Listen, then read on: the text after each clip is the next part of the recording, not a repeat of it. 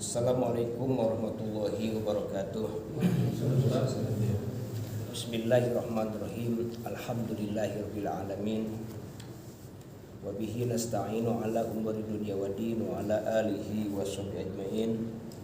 Subhanaka la ilma lana illa ma 'allamtana innaka antal alimul hakim. Rabbi shrah li sadri wa yassir li amri wahlul 'uqdatam min lisani yafqahu qawli. Qala Allah Ta'ala fil Qur'anil Karim wa huwa asdaqul qailin. Tabarukan bi dzikrih. A'udzu billahi minasyaitonir rajim. Bismillahirrahmanirrahim. Wa laqad khalaqnal insana min sulalatin min tin thumma ja'alnahu nutfatan min fi qararin makin thumma khalaqna nutfata 'alaqatan fakhalaqnal 'alaqata mudghatan fakhalaqnal mudghata 'idhaman fakasawnal 'idhama lahma summa ansha'nahu khalqan akhar fatabarakallahu ahsanul khaliqin. Allahu a'lam wa rasul bihaqiqati murad. Alhamdulillah wa syukurillah, pada kesempatan ini kita dirodahkan, ditakdirkan oleh Allah Subhanahu wa taala untuk sama-sama berkumpul di masjid Baitul Iman, Baitul Salam ya. Mudah-mudahan perkumpulan kita di sini sesuai dengan nama masjid ini, kita mendapatkan keselamatan dari Allah Subhanahu wa taala, baik keselamatan dunia maupun akhirat. Karena menghadapi kehidupan ini, apabila kita tidak pandai-pandai berharap pada Allah Subhanahu wa taala, hanya mengandalkan amal kita, itu kayaknya amal kita itu tidak sanggup, tidak sampai ya, untuk menentukan keselamatan kita kalau hanya mengandalkan amal ya. Sehingga tetap kita lakukan amal ya, perbanyak amal, akan tetapi ketika amal itu sudah kita lakukan, maka jangan diingat-ingat amal yang sudah kita lakukan. Nah, setelah kita melakukan amal, kemudian kita berharap kepada Allah Subhanahu wa taala. Sekalipun amalan kita sedikit, akan tetapi berharap kepada Allah Subhanahu wa taala balasan yang sebesar-besarnya. Karena amalan kita sekalipun kita lakukan, belum tentu amalan kita maksimal, belum tentu amalan kita memenuhi syarat. Maka Rasulullah Sallallahu Alaihi Wasallam menganjurkan untuk selalu thalabul ilmi, mencari ilmu, tidak ada batas mencari ilmu tersebut. Nah, tadi mengawali pada pembahasan ini firman Allah Subhanahu wa taala ya, A'udzu billahi minasyaitonir rajim. Wa laqad khalaqnal insana min sulalatin min tin. Allah Subhanahu wa taala memberikan kabar kepada kita selaku hambanya, selaku umat manusia. Wa laqad khalaqnal insana, aku telah menciptakan manusia min sulalatin min tin, dari saripati tanah awalnya. Summa ja'alnahu nutfatan fi qararin makin, kemudian aku jadikan nutfah. Apa itu nutfah? Ya, mani atau sperma. Fi qararin makin, di tempat yang kuat, yang kokoh, yaitu rahim. Ya. Summa khalaqna nutfatan 'alaqatan. Kemudian ya, setelah durasi 4 bulan lamanya ya, air mani tersebut, sperma tersebut menjadi darah yang kental ya. Fakhalaqnal 'alaqata mudghatan. Kemudian darah tersebut mudghatan, jadi daging ya, segumpal daging. Fakhalaqna mudghata 'idhaman. Kemudian aku jadikan daging tersebut diisi dengan tulang-tulang. Fakasawna 'idhama lahma, dan tulang-tulang tersebut ya, aku bungkus, kata Allah Subhanahu wa taala, dengan daging ya. Summa ansha'na khalqan akhar, kemudian kami ciptakan, kata Allah, kemudian aku ciptakan ciptaan-ciptaan yang lain. Fatabaraka ahsanul khaliqin, betapa maha berkahnya Allah Subhanahu wa taala, zat yang sebaik-baiknya yang menciptakan. Ini menggambarkan bahwa manusia itu lemah. Ya. Awalnya tercipta dari saripati tanah. Kemudian Allah Subhanahu wa taala takdirkan dari hubungan suami istri, dari hubungan ibu bapak kita, jadilah sperma tersebut setelah 40 hari jadi nutfah. Ya, nutfah alaqah. Alaqah itu daging, ya, darah yang kental. Jadi 4 bulan, ya, sperma masuk ke rahim, ya. Kemudian selama 4 bulan jadi darah yang kental, dinamakan alaqah, 80 hari. Nah, kemudian selama 80 hari tambah lagi 4 bulan jadi 120 hari. Ya, jadi mudghah. Mudghah itu adalah daging yang kental. Nah, 120 hari sama dengan 4 bulan. Sehingga dari mulai kandungan ibu kita itu 4 bulan, itulah jadi kehidupan manusia. Karena usia 4 bulan ataupun 120 hari, Allah Subhanahu wa taala mengutus malaikat untuk memberikan ruh kehidupan dari janin tersebut. Nah, kemudian Allah Subhanahu wa taala setelah menjadikan selama 4 bulan ini daging gumpalan daging, dan Allah Subhanahu wa taala memberikan daging-daging yang lain ataupun tulang-tulang yang lain. Nah, maka durasi secara galib 9 bulan lahirlah, ya, bayi yang disebut manusia kita ini. Nah, bukan hanya kehidupan itu saja, akan tetapi nanti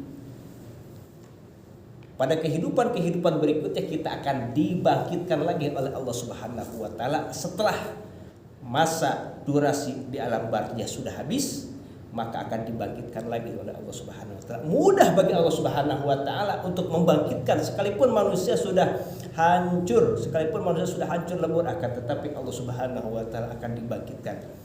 Nah, proses pembangkitan tersebut, nah, disitulah perhitungan manusia dengan Allah Subhanahu wa taala. Ini menunjukkan bahwa kita harus mengenal diri kita. Kita harus mengenal diri kita. Kenapa harus mengenal diri kita? Karena kelanjutannya penentuan apakah diri kita itu akan selamat ataupun akan celaka. Maka barang siapa yang kenal pada dirinya, maka akan kenal pada Allah Subhanahu wa taala. Man arafa nafsah arafa rabbah. Barang siapa yang kenal pada dirinya, maka akan kenal kepada Allah Subhanahu wa taala. Yang dimaksud kenal di sini bukan berarti kenal nama, ya, bin, alamat, bukan. Akan tetapi yang dimaksud kenal di sini tugas kita di alam dunia ini, ya, kewajiban kita yang harus kita lakukan di alam ini untuk apa?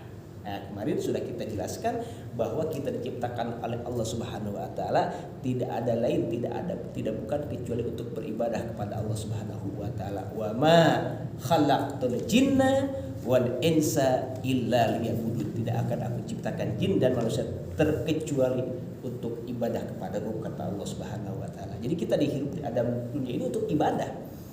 Ketika hubungan dengan Allah Subhanahu wa taala, jadikan supaya jadi amal ibadah. Ketika hablum minanas, jadikan supaya jadi ladang ibadah. Ketika kita memberikan nafkah pada keluarga kita, jadikan ladang ibadah. Ketika aktivitas apa saja, jadikan ladang ibadah. Akan tetapi tidak begitu saja mudah hal tersebut dijadikan ladang ibadah tanpa kita belajar, tanpa kita tolak ilmu. Seperti apa ini jadi ibadah? Nah, maka itulah Allah Subhanahu wa taala mengutus utusannya Rasulullah sallallahu alaihi wasallam yang menjadi suri tauladan, yang menjadi figur yang harus kita ikuti. Ketika kita mengikuti apa yang dilakukan oleh Rasulullah sallallahu alaihi wasallam, baik di saat hubungan dengan Allah Subhanahu wa taala atau di saat hubungan dengan manusia, di saat hubungan dengan makhluk, ketika kita mengikuti Rasul, maka itu jadi ladang ibadah. Nah, sehingga di saat kita mengikuti Rasul, memang selayaknya seharusnya demikian. Akan tetapi itu tidak mudah juga kalau kita tidak mengenal Rasul lagi.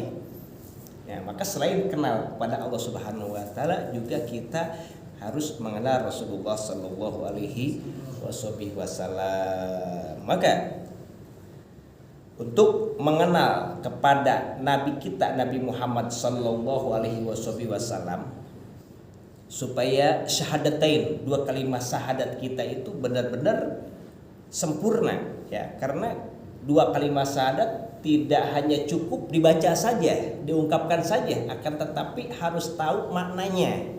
Dua kalimat syahadat tersebut, asyhadu alla ilaha illallah wa asyhadu anna Muhammadar Rasulullah, itu mengandung arti secara umum, aku bersaksi tidak ada Tuhan selain Allah, dan aku bersaksi sesungguhnya Nabi Muhammad itu adalah utusan Allah. Ternyata makna sebenarnya bukan seperti itu. Makna bersaksi itu makna yang sebenarnya. Nah, itu hanya sekedar makna lugawi. Makna yang sebenarnya asyhadu alla ilaha illallah, aku mengucapkan dengan lisan dan meyakini di dalam hati. Mengucapkan dengan lisan, meyakini di dalam hati sesungguhnya tidak ada Tuhan selain Allah. Wa asyhadu anna Muhammadar Rasulullah, aku mengucapkan dengan lisan dan meyakinkan di dalam hati sesungguhnya Nabi Muhammad itu adalah utusan Allah. Kenapa demikian? Karena kalau hanya mengucapkan dengan lisan saja, hati ingkar, maka munafik namanya. Munafik i'tiqadi, pasrah mengucapkan dua kalimat syahadat, akan tetapi ingkar dalam hatinya. Jadi makna asyhadu alla ilaha illallah wa asyhadu anna Muhammadar Rasulullah, aku mengungkapkan dengan lisan dan meyakini dalam hati sesungguhnya tidak ada Tuhan selain Allah. Aku mengungkapkan ataupun mengucapkan dengan lisan, meyakini dalam hati sesungguhnya Nabi Muhammad itu adalah utusan Allah. Begitu pula kalau seandainya hanya meyakini dalam hati saja tanpa mengungkapkan dua kalimat syahadat, belum dikatakan Islam. Karena syarat muslim, syarat Islam itu mengucapkan dua kalimat syahadat. Nah, sehingga mengungkapkan dengan lisan, meyakini dalam hati, makna tersebut harus kita pelajari. Nah, selain mengenal kepada Allah Subhanahu wa taala sudah kita bahas sekelumit, kemudian kita mengenal Rasulullah sallallahu alaihi wasallam. Ma makna ma'rifatur Rasulillah sallallahu alaihi wasallam? Apa sih makna mengenal Nabi kita Nabi Muhammad sallallahu alaihi wasallam? Ayyumina wa ya'taqida anna Allah subhanahu wa ta'ala arsalahu ila kafatil khalqi minal insi wal jinni wal arab wal ajab bil huda wa dinil haqq liyajhirahu ala dini kulli walau karihal musyrikun. Makna mengenal Rasul, kita harus mengimani, beriman, ya, juga beretika dalam hati kita. Ini pekerjaan hati, ya. Sesungguhnya Allah Subhanahu wa taala arsalahu ila kafatil khalqi, Allah telah mengutus nabinya, nabi kita Nabi Muhammad SAW untuk semua makhluknya. Minal insi, baik golongan manusia, wal jinni ataupun golongan jin, wal arab ataupun golongan Arab, wal ajam ataupun selain golongan Arab. Untuk apa Rasulullah SAW diutus oleh Allah Subhanahu wa taala? Bil huda, untuk memberikan jalan hidayah kepada orang yang siap menerima hidayah. Wa dinil haq, untuk mengenalkan agama yang hak. Liyujhirahu ala dini kullihi, supaya benar-benar agama Islam ini adalah agama yang hak, agama yang benar, ya, walau karihal musyrikun, sekalipun orang-orang musyrik benci. Ketika Rasulullah SAW menyampaikan risalahnya, menyampaikan utusan dari Allah Subhanahu wa taala, begitu pula para sahabat, begitu pula tabi'in, begitu pula atba'i tabi'in, begitu pula para ulama-ulama yang menerima warisan dari Rasulullah SAW, ya, rintangan-rintangannya itu luar biasa dahsyat, rintangannya, ya, karena Rasul pun demikian. Ketika menyampaikan kebenaran, tidak selamanya kebenaran tersebut, ya, diterima. Ada kalanya kebenaran tersebut melalui tantangan-tantangan yang luar biasa. Nah, itu Rasulullah Sallallahu Alaihi Wasallam. Ya, maka kita yakini yang seyakin-yakinnya yang disampaikan Rasulullah Sallallahu Alaihi Wasallam. Ini adalah dari Allah Subhanahu Wa Taala. Karena yang disampaikan oleh Rasul, ya ungkapan Rasul itu bukan dari dorongan hawa nafsu. Wa may yantiqu anil hawa in huwa illa wahyu yuha. Soal wahyu dari Allah Subhanahu wa taala. Nah, ketika mengenal Nabi kita Nabi Muhammad sallallahu alaihi wasallam, biografi Rasulullah sallallahu alaihi wasallam, dasar yang pertama kita mengenal nasab Nabi. Nabi kita Nabi Muhammad SAW, ya ayahnya siapa? Ya Muhammad bin Abdullah, Abdullah bin Muttalib, Muttalib bin Hasim, Hasim bin Abdul Manaf bin Qusay, Qusay bin Kilab, Kilab bin Murrah, Murrah bin Ka'ab, Ka'ab bin Du'ay, Du'ay bin Fihi bin Golib, Golib bin Fihir, Fihir bin Malik, Malik bin Nadar, Nadar bin Kinanah, Kinanah bin Hujaimah, Hujaimah bin Mudrikah, Mudrikah bin Ilyas, Ilyas bin Mudar, Mudar bin Nidar, Nidar bin Ma'ad, Ma'ad bin Adnan. Yang minimal kita tahu Nabi Muhammad bin Abdullah, Abdullah bin Abdul Muttalib. Kenapa demikian? Karena ada orang yang tanpa dasar ya menganggap nabinya itu bukan Nabi Muhammad SAW bin Abdillah Mirza Ghulam Ahmad, itu bukan agama Islam karena syahadatnya tidak sesuai. Yang dimaksud asyhadu alla ilaha illallah wa asyhadu anna Muhammadar Rasulullah. Sesungguhnya Nabi Muhammad adalah utusan Allah, yaitu Muhammad bin Abdillah bin Abdul Muttalib bin Hasim. Ya bukan Mirza bin Ghulam Ahmad, bukan. Jadi kalau nabinya Mirza itu bukan Islam. Karena syahadatnya tidak sempurna, syahadatnya tidak sesuai. Karena syahadat itu harus 2 kalimat syahadat, tidak cukup 1 syahadat saja. Ya, asyhadu alla ilaha illallah tanpa wa asyhadu anna Muhammadar tidak cukup. Tidak sah, harus dua-duanya. Asyhadu alla ilaha illallah wa asyhadu anna Muhammadar Rasulullah. Kemudian lebih lebar lagi mengenal Nabi kita Nabi Muhammad sallallahu alaihi wasallam, ya. Mata kanat wiladatuhu ini. Kapan dilahirkannya dan di mana dilahirkannya. Nah, ini untuk mengenal utusan Allah Subhanahu wa taala. Mesti kita mengenal utusan Allah. Ya. Kenapa demikian? Supaya sempurna syahadat 2 kalimat syahadat kita. Oh, Nabi kita Nabi Muhammad sallallahu alaihi wasallam ulida Rasulullah sallallahu alaihi wasallam di Makkah. Lahirnya adalah di Mekah, Yaumul Isnin, hari Senin. Bioda tadi jelas ya. Hari Senin, bulan Rabiul Awal. Tahun berapa coba kira-kira Nabi Muhammad lahir? Belum ada tahun pada saat itu. Belum ada tahun. Ya, karena tahun 1 itu dimulai di saat Rasul hijrah. Yang dimaksud tahun hijriah itu dimulai saat Rasul hijrah. Otomatis Rasul ketika itu ya sudah lahir. Ini lahir Rasul tahun berapa? Belum ada tahun. Kalau dilihat tahun hijriah. Sehingga ketika Rasul lahir ya dilihatnya dari kejadian. Kejadian apa? Kejadian pada saat itu Raja Abrahah di Yaman itu iri di saat ya orang-orang yang beriman kepada Allah Subhanahu wa taala yang menjadi pusat sentral tempat ibadah itu adalah Ka'bah. Jadi berbondong-bondong untuk beribadah kepada Allah Subhanahu wa taala, jadi pusat sentral itu adalah Ka'bah. Inisiatif ingin menghancurkan Ka'bah Abraha tersebut sehingga mengirim pasukan, yaitu pasukan gajah ataupun pasukan fil. Akan tetapi ketika Allah Subhanahu wa taala ya simbol yang menjadi pusat sentral ibadah kepada Allah Subhanahu wa taala manusia sudah tidak bisa melakukan lagi, Allah Subhanahu wa taala hancurkan melalui pasukannya, yaitu burung ababil. Itu pada tahun tersebut, kejadian tersebut tahun di saat Rasul lahir. Kejadian yang populer ya bahkan tahunnya adalah tahun gajah, karena gajah tersebut, gajah prajurit Abraha dihancurkan oleh prajurit Allah Subhanahu wa taala burung ababil gitu.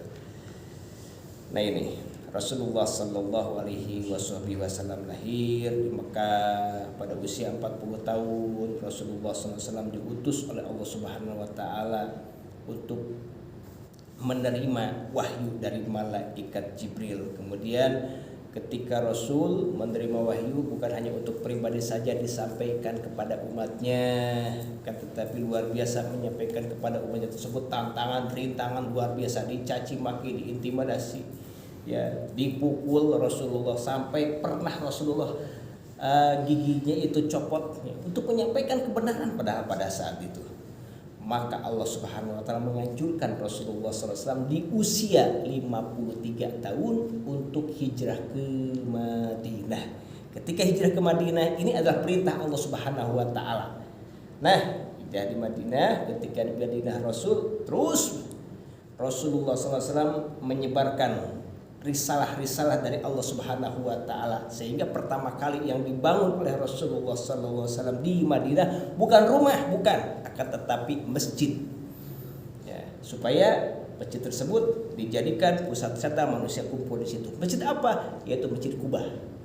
Ya, yang pertama kali dibangun oleh Rasulullah di Madinah. Alhamdulillah perjuangan Rasul luar biasa di Madinah, disambut oleh kaum Ansor di Madinah, diterima ya sebagian besar oleh kaum Madinah, sehingga Rasulullah SAW pada tahun 8 Hijriah Rasul menguasai lagi Mekah. Sebut itu Futuh Mekah, terbuka Mekah, dikuasai lagi oleh Rasulullah Mekah. Akan tetapi sikap Rasul, akhlak Rasul, sekalipun Rasul tadinya orang Madinah membenci Rasul, mencaci maki Rasul, sekalipun Mekah sudah dikuasai, akan tetapi Rasul tidak menaruh dendam. Nah, maka 10 tahun Rasul di Madinah, maka Allah Subhanahu wa taala mewafatkan Rasul, sehingga makbarah Rasulullah SAW sampai sekarang di Madinah. Nah, itu sekelumit mengenal kelahiran, perjuangan, dan wafatnya Rasulullah SAW. Terus kita mengenal putra putri Rasulullah SAW. Putra putri Rasulullah SAW itu jumlahnya 7, ya, laki-laki 3, perempuan 4. Putra putri Rasulullah itu dari satu ibu, dari satu bibit, yaitu Sayyidatina Khadijah. Nah, ada satu, yaitu Ibrahim, ya, putra Rasul, bukan dari Sayyidatina Khadijah. Nah, dari Maria. Nah, ada istri Rasul Maria. Akan tetapi putra Rasul yang laki-laki di usia bayi sudah meninggal. Di usia bayi rata-rata usia 17 bulan. Ya. Nah, yang 4 perempuan, ya, Zainab, Ruqayyah, Ummu Kulsum, Fatimatul Zahra, ya, itu sampai remaja, sampai dewasa, sampai menikah. Akan tetapi Rasul tidak mempunyai anak laki-laki sampai menginjak remaja ataupun apalagi dewasa. Nah, itu anak-anak Rasulullah atau putra-putri Rasulullah sallallahu alaihi wasallam. Belum lagi kita mengenal keistimewaan tersendiri yang ada pada Rasul. Karena Rasul sallallahu alaihi wasallam diberikan keistimewaan Allah Subhanahu wa taala. Oh, luar biasa ujiannya. Orang yang menerima ujian pasti akan diberikan keistimewaan. Belum lagi keistimewaan Rasulullah SAW, yaitu mujizat, beribu-ribu mujizat Rasul, bagian daripada keistimewaan Rasul. Akan tetapi mujizat Rasul yang diabadikan sampai saat ini yaitu Al-Quran. Al-Quran ini mujizat Rasul yang diabadikan sampai saat ini. Nah, jadi ketika kita belajar Al-Quran, mendalami Al-Quran, ya, belajar tafsir Al-Quran, maksud daripada Al-Quran tersebut, apalagi mengenal tentang asbab nuzul Al-Quran tersebut, sama saja dengan mempertahankan warisan ataupun mukjizat Rasulullah sallallahu alaihi wasallam. Sehingga Allah Subhanahu wa taala melalui lisan Rasul tawarkan ketika membaca Al-Quran, ya, akan diberikan pahala beraneka ragam. Di saat sholat maka pahalanya 1 huruf akan dibalas oleh Allah Subhanahu wa taala 100. Jadi ketika kita baca alif lam mim itu 3 huruf. Kalau kita lakukan sedang sholat bacaan tersebut, maka sama kita membaca 300 huruf akan dibalas oleh Allah Subhanahu wa taala. 1 huruf balas 100 gitu. Akan tetapi ketika kita sholatnya duduk, nah itu 1:50 kalau sholatnya duduk. Seperti sholat boleh kita duduk, akan tetapi sholat fardu tidak boleh duduk, harus berdiri, wajib berdiri. Terkecuali bagi orang yang tidak mampu. Ya, ukuran tidak mampu menurut ukuran fikih, di saat berdiri itu tidak ada konsentrasi karena saking nahan sakitnya. Oh, berarti itu sudah boleh duduk. Nah, kemudian kalau di luar sholat bagaimana? Kalau di luar sholat 1 huruf banding 25. Nah, Itu kalau punya wudu. Kalau tidak punya wudu 1:10. Karena boleh baca Quran tidak punya wudu, yang tidak boleh itu pegang Al-Quran. Kalau baca boleh, kalau pegang tidak boleh. Terkecuali orang yang dalam keadaan haid, junub, itu nggak boleh, haram hukumnya. Gitu. Nah kemudian apa hak kita nih? Kewajiban kita yang diterima oleh Rasul. Apa hak yang diterima oleh Rasulullah Sallallahu Alaihi Wasallam sebagai utusan Allah? Apa yang kita korbankan untuk Rasul? Apa yang harus kita lakukan untuk Nabi kita? Ya. Intinya untuk kita juga sebenarnya. Akan tetapi apa hak yang diterima Rasul, kewajiban kita? Karena ketika syahadatain, 2 kalimat syahadat tersebut itu mengandung hak masing-masing. Hak Allah apa? Nah, sudah jelaskan hak Allah, ternyata kewajiban kita ibadah kepada Allah Subhanahu wa taala. Ya. Apa hak Rasul sallallahu alaihi wasallam? Hak Rasulullah sallallahu alaihi wasallam Allah jelaskan hak Rasul ini. Kewajiban kita selaku umatnya. Allah Subhanahu wa taala jelaskan, qala Allah taala fil Qur'anil Karim. Kul, katakanlah wahai Sayyidina Muhammad, kata Allah Subhanahu wa taala. Kul, katakanlah wahai Sayyidina Muhammad. Rasul disuruh memberikan informasi kepada siapa? Ya, kepada umatnya. In kuntum tuhibbunallah,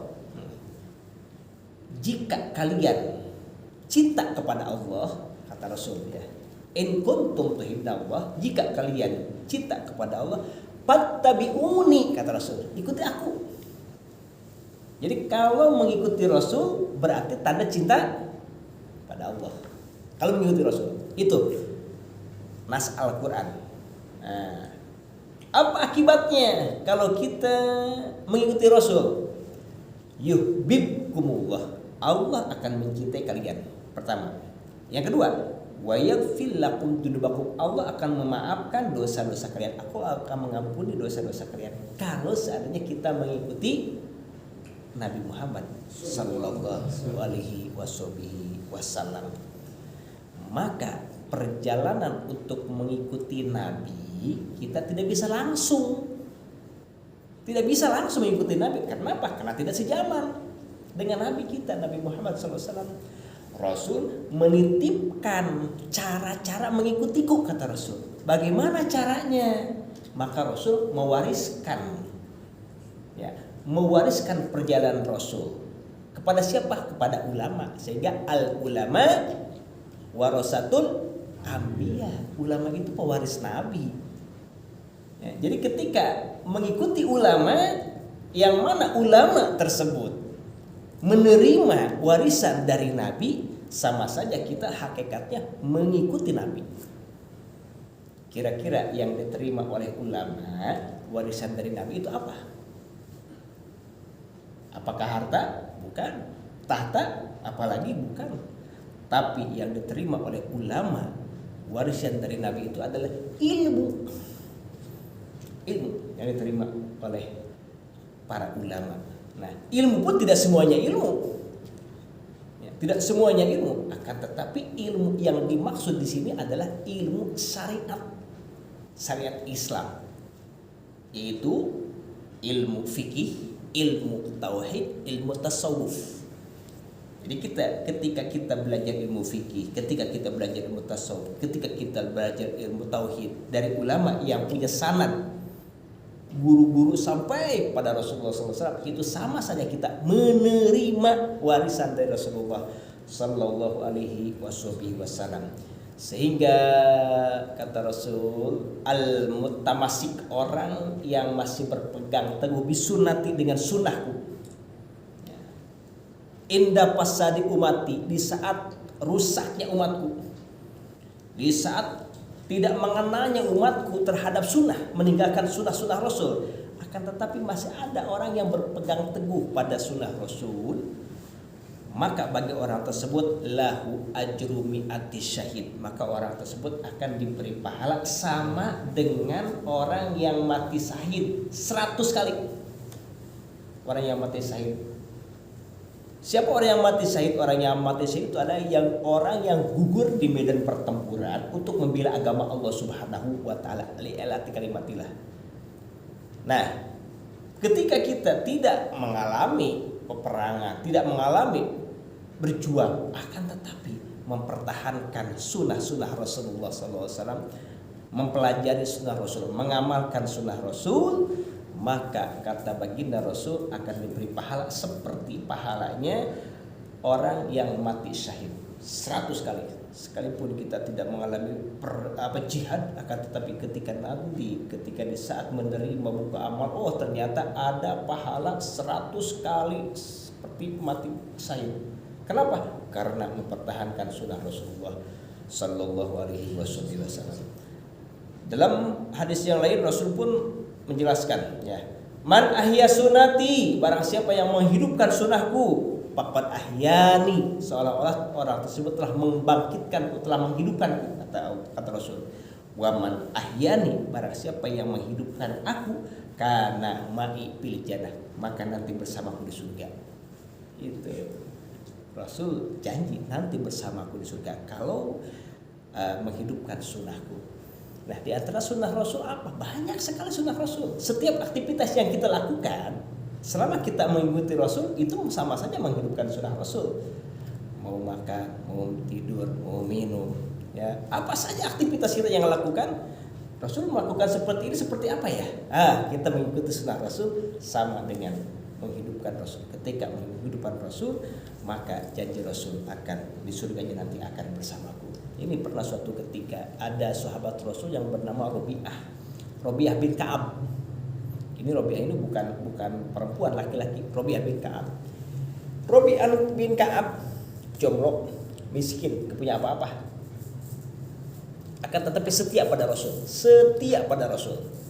Sampai ketika Rasul tidur pun Robiah bin Ka'ab ini selalu merondai Rasul. Jadi ronda. Yang didengar oleh Robiah bin Ka'ab setiap malam Rasul kedengarnya baca tasbih subhanallah walhamdulillah wala ilaha illallah akbar. Nah, di luar pintu kedengaran oleh Robiah bin Ka'ab. Nah, sehingga sikap Robiah bin Ka'ab ini, ya, Rasul kebutuhannya apa nih? Maka dipersiapkan oleh Robiah bin Ka'ab. Nah, Rasul suka bangun malam. Karena bagi Rasul bangun malam itu wajib hukumnya. Wa minal laili fatahajjab bih. Maka Robiah bin Ka'ab ini mempersiapkan air wudhu untuk Rasulullah SAW. Sehingga orang yang peduli pada Rasul tawarkan, wahai Robiah, kamu mau apa? Aku akan berdoa kepada Allah Subhanahu Wa Taala. Ya, Robiah bin Ka'ab, banyak sekali kebutuhanku, banyak. Ya. Apa yang dijawab oleh Robiah bin Ka'ab? Ya Rasulullah, aku tunggu dulu, mikir-mikir dulu. Ya, mikir-mikir dulu. Ya. Jadi mendapatkan tawaran, mikir-mikir dulu. Bukan tidak mau, tetapi mana nih yang lebih bermanfaat, sangat bermanfaat. Pulang ke rumah, ketika pulang ke rumahnya, Robiah bin Ka'ab ini, ya, banyak sekali kebutuhannya. Pengen nikah, itu urusan dunia kecil, ya. Pengen kaya, itu kan dunia juga kecil gitu. Pikir, akhirnya mendapatkan hidayah dari Allah Subhanahu Wa Taala, merasuk pada qalbunya, pada hatinya. Yang bermanfaat ini tawaran dari Rasul, karena Rasul ketika berdoa pasti dijawab oleh Allah Subhanahu Wa Taala. Aku ingin beserta Rasul di surga. Aku ingin menemani Rasul di surga, bukan hanya di dunia saja. Maka 3 hari kemudian Robiah bin Ka'ab ditanya lagi oleh Rasulullah, udah menemukan belum jawabannya? Kamu pengen apa? Jawab Robiah bin Ka'ab, murafaqataka fil jannah ya Rasulullah.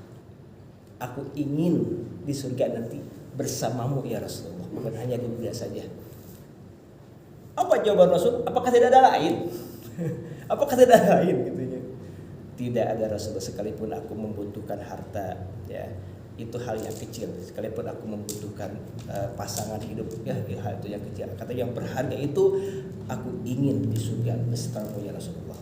Maka apa jawaban Rasul kepada Robiah bin Ka'ab? Tu'inuni bikas roti sujud.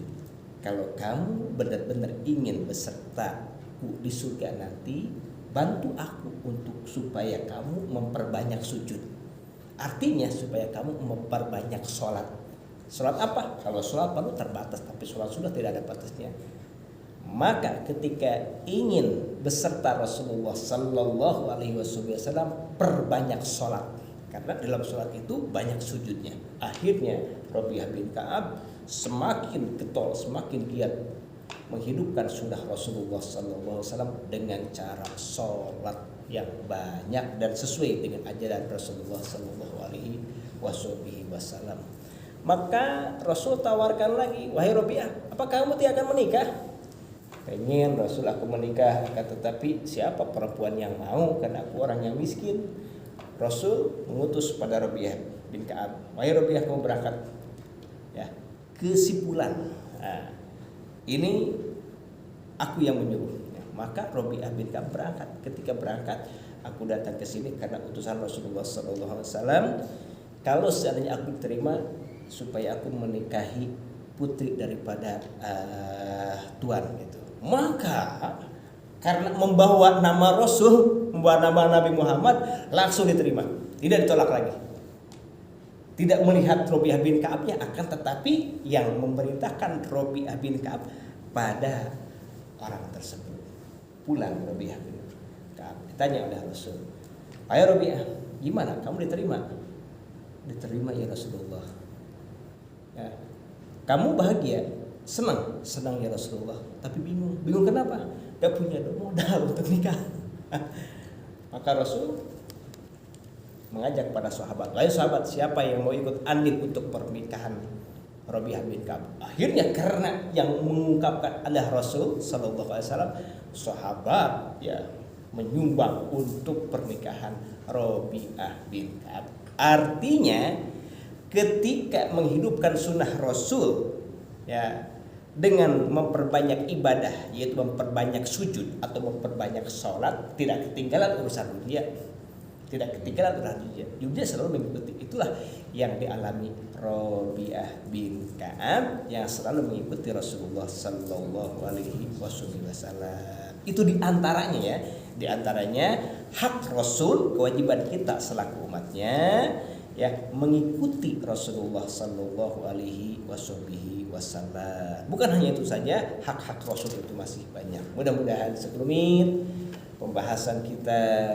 mengenal Allah Subhanahu Wa Taala, mengenal Rasulullah Sallallahu Alaihi Wasallam, apa kewajiban kita, hak Allah Subhanahu Wa Taala, apa kewajiban kita, hak Rasulullah Sallallahu Alaihi Wasallam.